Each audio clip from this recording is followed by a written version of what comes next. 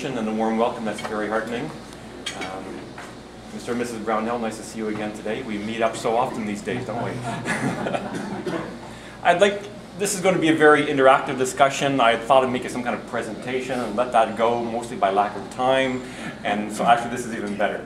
So please, let's turn this into a bit of a discussion at the same time as much as possible. Let's stop and chat about things. I have a number of reference material and points to say. Chances are I won't remember all of it unless you ask the right questions or ask some probing questions to pursue the discussion a little more. But to get started, I want to pick up on something that Colleen said earlier this evening, and that was know your farmer. So just in the group here today, I'd like to see a show of hands of who can name their MPP. Right? That's pretty good. Who can name their MP? Yes. Who can name their mayor? Who can name their dentist? Who can name their family doctor? Their lawyer? Their accountant? We're doing pretty good. Who can name their farmer? Well, isn't that interesting? I find that a bit odd and sad. Having traveled a few times in Europe, and I'm sure most of you had that opportunity to travel a bit in Europe, we notice a very distinct attitude towards food, a food culture. Yes, they're very concerned about food security, the availability of food, because they've been through 2 recent world wars and starvation was a critical issue. Well, here in North America, starvation has been far away for us. We've generally speaking, if we have reasonable income at least, have ready access to food.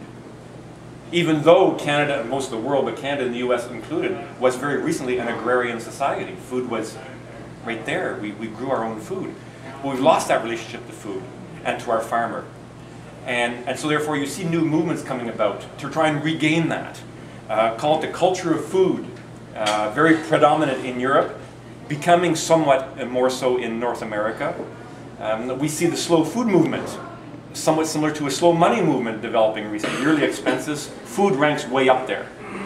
Housing and food, and maybe taxes, but housing and food are way up there in terms of our major expenses. Well, housing is, one could say, pretty local. It has to be there. You can't import it from China. The wood, our houses are largely made of wood or stone, and they're locally produced, locally harvested, reasonably locally. And the labor to build your house is right down the road. So the house is pretty local. The food, the other major household expense, is not so local anymore. It is said that the average food in North America travels some 1,500 miles from field to fork. That's pretty significant. And in that distance, what happens? One, environmental impacts, construction of roads and highways. Look at the 401. It's a freeway of trucks more than cars, transporting all kinds of manufactured products, including food for a large part. So the impact in the environment in terms of road space, fuel consumption, exhaust. The economic impact. So therefore, to make food affordable with all these middlemen, processors, transporters, distributors, and retailers in between, well, they have to push the price of food to the farmer way down to create enough margin space between field and fork to make it affordable.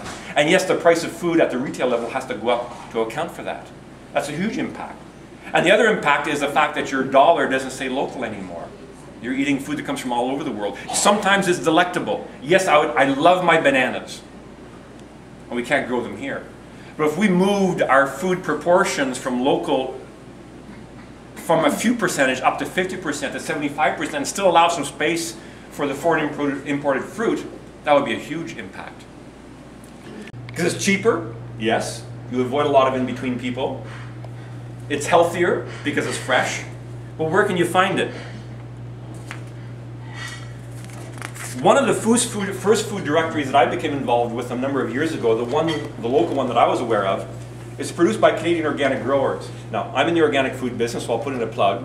The organic sector traditionally has also valued, very, very strongly valued local production. Certified organic standards do not take into account distance and transportation or local economies. They don't count that. But a lot of organic enthusiasts are trying to buy local and organic at the same time. So I joined Canadian Organic Growers 13 years ago when I started the business. And for a couple of years, I was putting together the local organic food directory for Eastern Ontario and Western Quebec out of the Ottawa chapter of Canadian Organic Growers. Now, they've even gone a step further than that. They've gone online. So there used to be a time where we published it on print and mailed it out. Now, we've saved all that those trees and those paper and that money, and we simply put it online and we hand out postcards. So all of your place settings, you should have found a postcard. So please, I invite you to go online and check out the organic food directory for Eastern Ontario and Western Quebec. A lot of good producers there. Are you on that one, Colleen? Yes, Colleen's there, and I'm there. A number of other Beemans are there, I'm sure, where you got that cheese. A number of others in the area here are part of that food directory. So I do invite you to take it home and check it out. SDNG Community Future Development Corporation put together this guide. And so we formed a very loose group called the SDNG Food Council.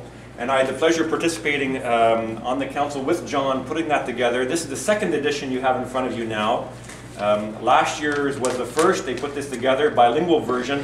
And there are some 24 farmers, if I recall correctly, or more on this directory across SDNG.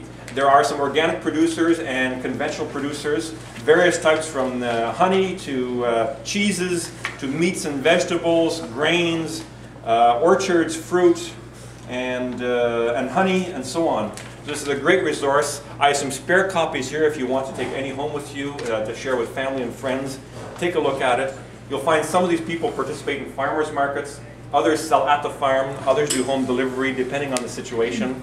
So this is a great guide to work with. And look, and also on the web, email a link. It's sdgfarmfresh.com. Well, you can get it verified. In the Toronto area, a group put together a program called Local Food Plus. An interesting program that certifies local production.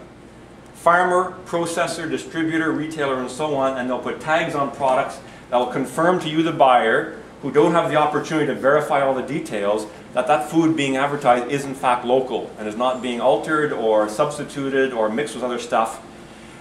They had two objectives. One was to identify and promote local food, but also secondly is to help with the marketing of that local food by putting together channels to bring that local food into major buyers.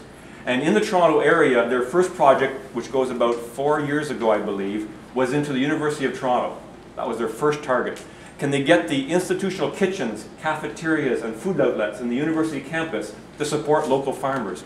And they did. And they started off with some obvious ones, local apples, things like that, and then they grew it, and over the years, the University of Toronto has made a commitment to buy progressively more and more local food as part of the picture of their purchases, and imposing upon, through contract, on their food service companies, because the university doesn't run all their, or perhaps not even any of their cafeterias. They imposed on the contracts of their food service providers that thou shalt buy certain percentages of local food through this certification program. So it's a very interesting initiative to make consumers aware, farmers aware, and provide the traceability all the way through and impose it upon the food service companies to source locally.